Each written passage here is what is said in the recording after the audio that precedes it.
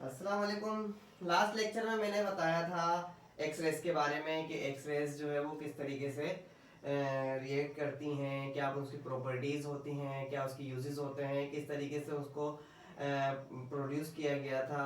ठीक है, तो लास्ट लेक्चर देखने के लिए आप लिख सकते हैं X rays by Siddiqui academy. ठीक है, तो अब आते हैं यहाँ पर और डिफाइन करते हैं रेडियो एक्टिविटी।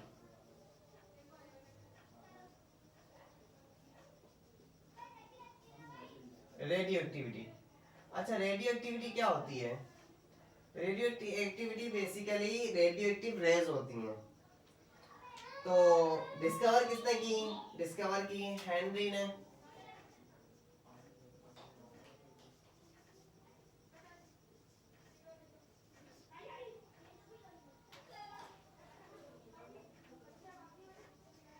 हेनरी बेकवेल ने। ठीक है, डिस्कवर की किसने? हेनरी बेकवेल ने।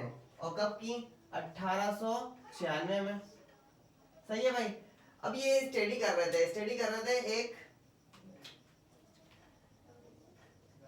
पिच ब्लेंड मटेरियल पर। ठीक है,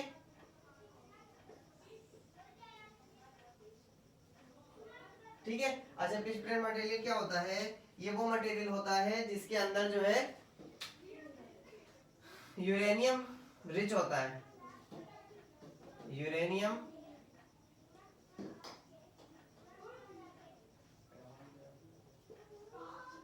जिसके अंदर यूरेनियम बहुत ज्यादा होता है।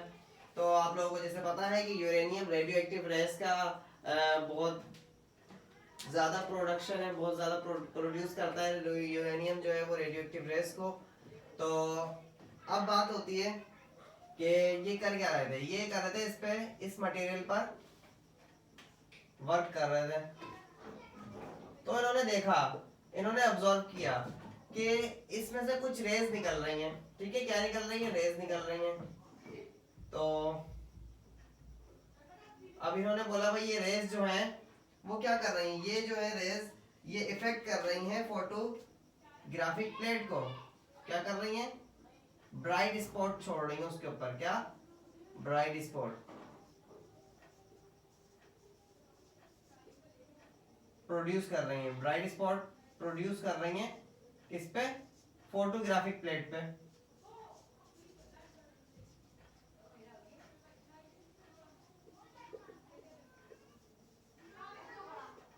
ठीक है, अच्छा भाई अब होता क्या है यूरेनियम में? बेसिकली ये देखते हैं यूरेनियम के अंदर, यूरेनियम क्योंकि इसका 230 क्या है एटॉमिक, 238 जो है इसका एटॉमिक मास है। सही है, और ये हमारे पास कंटिन्यूअसली क्या हो रहा होता है? डिसइंटीग्रेट हो रहा होता है और बना रहा होता है क्या? मुख्तलिफ कंपाउंड, और निकाल रहा होता है क्या? रेस। अब क्या है हमारे पास? अच्छा, क्योंकि हीलियम का जो एटम होता है वो ही हमारे पास अल्फा रेस कहलाता है। ठीक है, अच्छा भाई अब हम क्या बता रहे हैं? यहाँ पर यूरेनियम क्या हो रहा है? डिसइंटीग्रेट हो रहा है।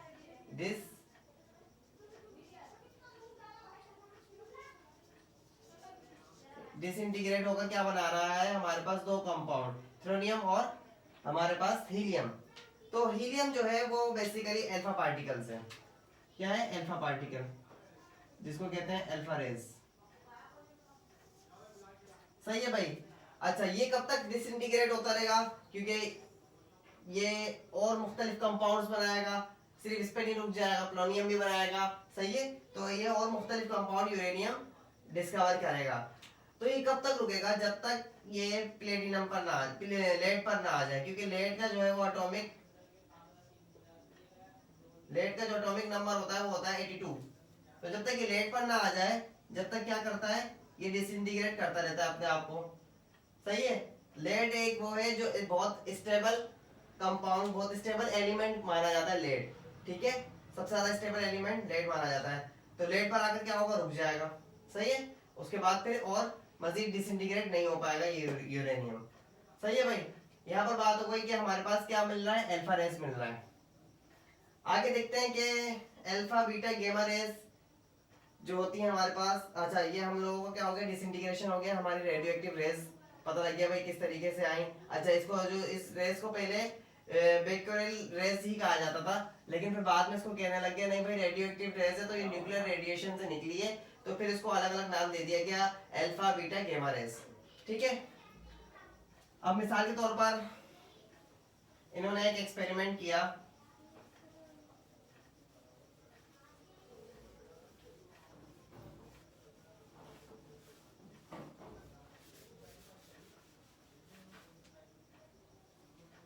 अब वो एक्सपेरिमेंट क्या था, इन्होंने रखा यहाँ पर पोलोनियम। ठीक है, क्योंकि इसके अंदर से क्या निकल रही थी, रेज निकल रही थी। तो जब रेज निकली तो इन्होंने यहाँ पे लगा दी फोटोग्राफिक प्लेट। ये क्या है, फोटोग्राफिक प्लेट।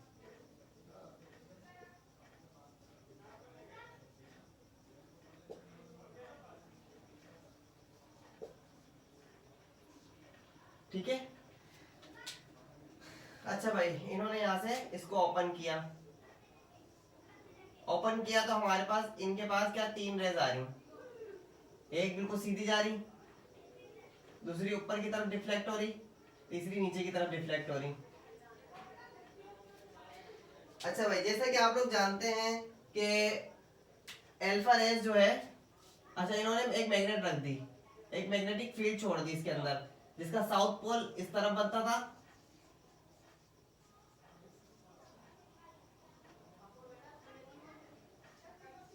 और जिसका नॉर्थ पोल नीचे की तरफ बनता था। ठीक है, नॉर्थ पोल। ठीक है भाई। अब इन्होंने क्या देखा कि पोलोनियम के अंदर से तीन रेज निकल रही हैं। एक बिल्कुल सीधी जा रही है, जबकि एक जो है वो साउथ पोल की तरफ जा रही है, दूसरी जो है वो नॉर्थ पोल की तरफ जा रही है। तो जो साउथ पोल की तरफ जा रही थी, इन्होंने इसका नाम रख दिया अल्फा रेज। Alpha raise. और जो नॉर्थ पोल की तरफ जा रही थी, इन्होंने इसका नाम रख दिया बीटा रेज। और जो बिल्कुल भी डिफ्लेक्ट नहीं हो रही थी, उन्होंने इसका नाम रख दिया क्या, गामा रेज। ठीक है। अब बात करते हैं अल्फा बीटा गामा पे।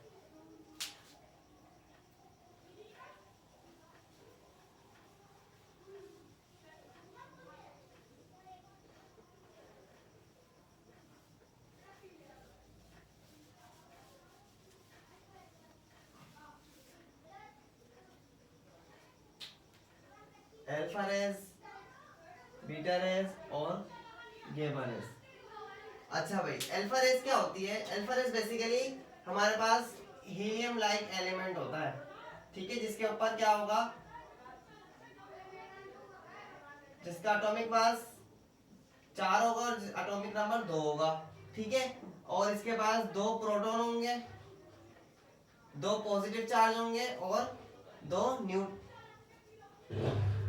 न्यूट्रॉन होंगे, 2 न्यूट्रॉन होंगे। ठीक है, 2 पॉजिटिव चार्ज होगा, 2 न्यूट्रॉन होगा। आगे आते हैं, क्योंकि ये बीटा रेज जो होती हैं वो बेसिकली इलेक्ट्रॉन से बनी हुई होती हैं, तो हमारे पास क्या होगा, इसके अंदर एक इलेक्ट्रॉन होगा। सही है। और जबकि गामा रेज क्या होती हैं, गामा रेज इलेक्ट्रोमैग्नेटिक रेडिएशन होती हैं, इलेक्ट्रोमैग्नेटिक रेडिएशन होती हैं गामा रेज। सही है भाई, चीज कंफर्म हुई।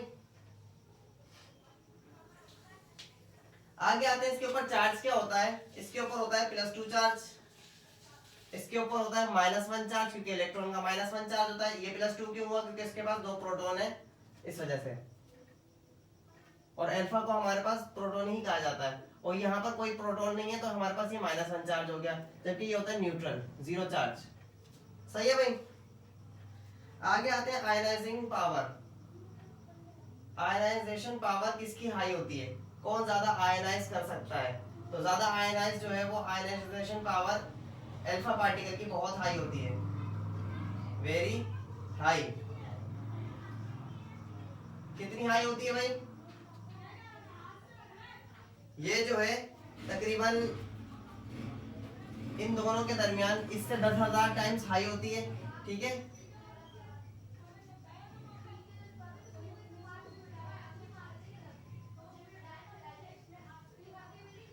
हायर देन गेमा रेस। ठीक है। अच्छा भाई ये क्या है, ये इससे क्योंकि आयनाइजेशन पावर इसके अंदर लो होती है, लेकिन फिर भी इसके अंदर आयनाइजेशन पावर होती है। सही है। और गेमा रेस से ज्यादा होती है। सही है भाई। तो क्या होगा, लेस अल्फा मोर गेमा। ठीक है भाई। और इसके अंदर क्या होता है, इसके अंदर अल्फा से भी लेस होती है और बीटा से भी लेस होती है आयनाइजेशन पावर, लेकिन पेनिट्रेटिंग पावर सबसे ज्यादा होती है। पेनिट्रेटिंग पावर सबसे ज्यादा होती है,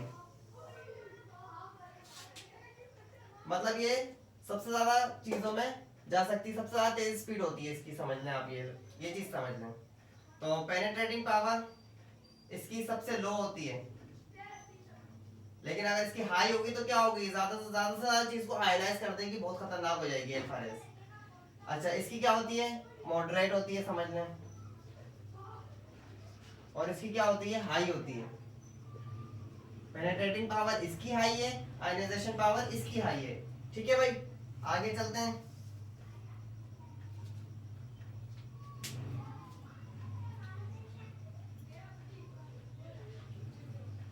स्पीड। अच्छा इसकी स्पीड जो है वो 110 to 120 टाइम कम होती है स्पीड ऑफ लाइट से। स्पीड ऑफ लाइट से। ठीक है भाई। इसकी कितनी होती है, इसकी 9/10 होती है स्पीड ऑफ लाइट से।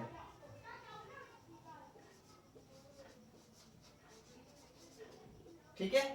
और इसकी क्या होती है, इसकी स्पीड ऑफ लाइट ही होती है, क्योंकि मैं पहले बता चुका हूं कि इलेक्ट्रोमैग्नेटिक रेडिएशन है, तो इसकी स्पीड ऑफ लाइट ही होती है।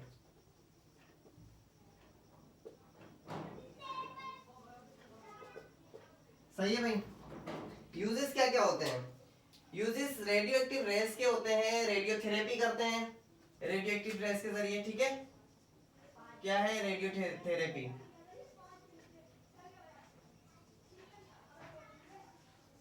रेडियोथेरेपी करते हैं।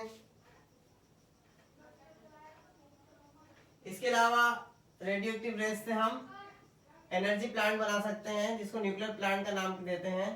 तो न्यूक्लियर प्लांट बना सकते हैं। ठीक है भाई। इसके अलावा मेटल की थिकनेस वगैरह के लिए काम आता है। ठीक है। मेटल की थिकनेस वगैरह मालूम करने के लिए काम आता है।